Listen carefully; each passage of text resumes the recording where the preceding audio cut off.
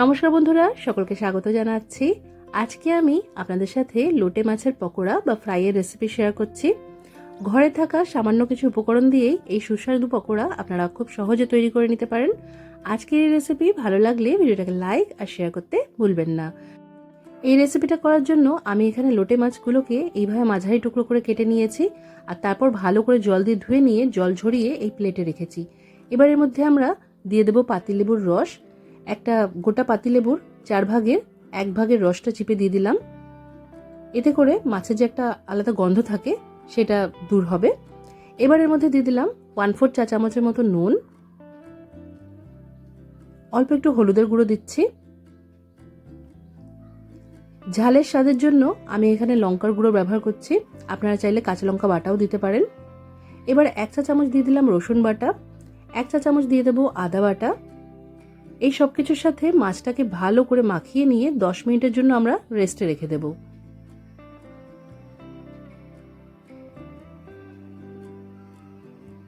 এখানে মাছটা মাখিয়ে নেওয়া হয়ে গেছে, এবার এটা 10 মিনিট রেস্টে রাখবো। আরেকদিকে মাছের পকোড়ার জন্য ব্যাটার রেডি করব। তার জন্য একটা বড় বাটির মধ্যে হাফ বাটির মতো নিয়ে নিয়েছি সেদ্ধ চালের গুঁড়ো, আপনারা চাইলে আতপ চালের গুঁড়োও নিতে পারেন। তারপর এর মধ্যে সমান পরিমাণে দিয়ে দিয়েছি ময়দা। এবার এর মধ্যে দিয়ে দেবো আমরা লঙ্কার গুঁড়ো, একটু ক্রিস্পি ঝাল ঝাল স্বাদ লাগবে, ভালো লাগবে খেতে।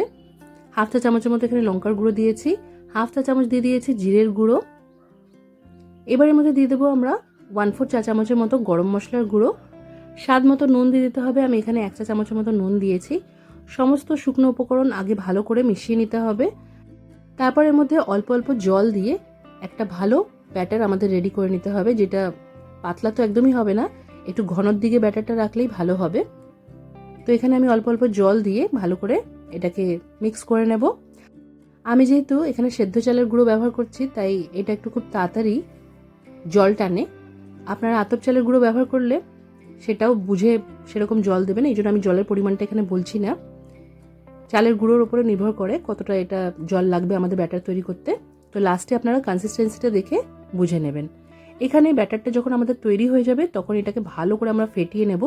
এতে করে আমাদের যে পকোড়াগুলো তৈরি হবে তার বাইরের কোটিংটা খুব ক্রিস্পি হবে, একটু ফুলকো হবে, ভালো লাগবে খেতে।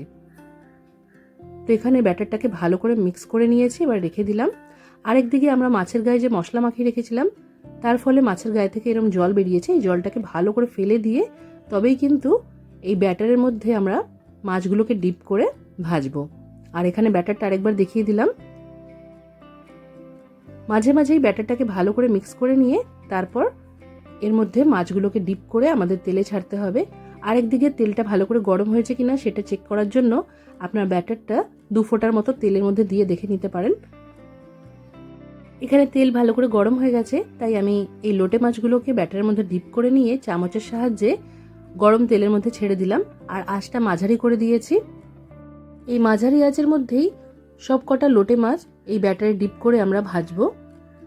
অনেক সময় ব্যাটার পাতলা হয়ে যায়, যেরকম আমার ব্যাটারটা একটু পাতলা হয়ে গেছে, তো এটা অসুবিধা নেই। এই যে ব্যাটারটা আছে যখন তেলে এইভাবে সাইড দিয়ে ভাজা হয় তো এটা কিন্তু ক্রিস্পিই লাগে খেতে।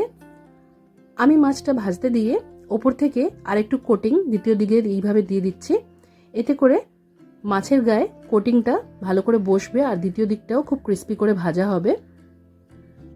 এই লোটে মাছ ভাজতে কিন্তু খুব বেশি সময় লাগে না, তাই পকোড়াগুলোকে মোটামুটি 3 মিনিটের মতনই সময় ধরে মাঝারি আঁচে ভাজতে হবে। তারপর উল্টে পাল্টে চারিদিক দিয়ে ভালো করে ক্রিস্পি করে আমাদের ভেজে নিতে হবে। এখানে যে পকোড়াগুলো ভালো করে ভাজা হয়ে যাবে সেগুলো আমরা তেলের থেকে তুলে নেব, আর বাকিগুলোকেও এইভাবেই উল্টে পাল্টে একই পদ্ধতিতে ভেজে নিতে হবে। দেখতেই পাচ্ছেন বাইরে দিয়ে এরকম কোটিংটা হয়ে গিয়ে কতটা ক্রিস্পি লাগছে দেখতে। তো এইভাবেই প্রত্যেকটা পকোড়া আমি ভেজে নেব। এইভাবে তৈরি পকোড়া ডাল দিয়ে ভাতের সাথে খেতেও ভালো লাগে, তাছাড়া এটা সন্ধ্যেবেলা চায়ের সাথেও আপনারা সার্ভ করতে পারেন। আজকের রেসিপি ভালো লাগলে ভিডিওটাকে লাইক আর শেয়ার করতে ভুলবেন না। আজকের মতো এখানেই শেষ করলাম। সবাই খুব ভালো থাকবেন আর সবাইকে খুব ভালো রাখবেন।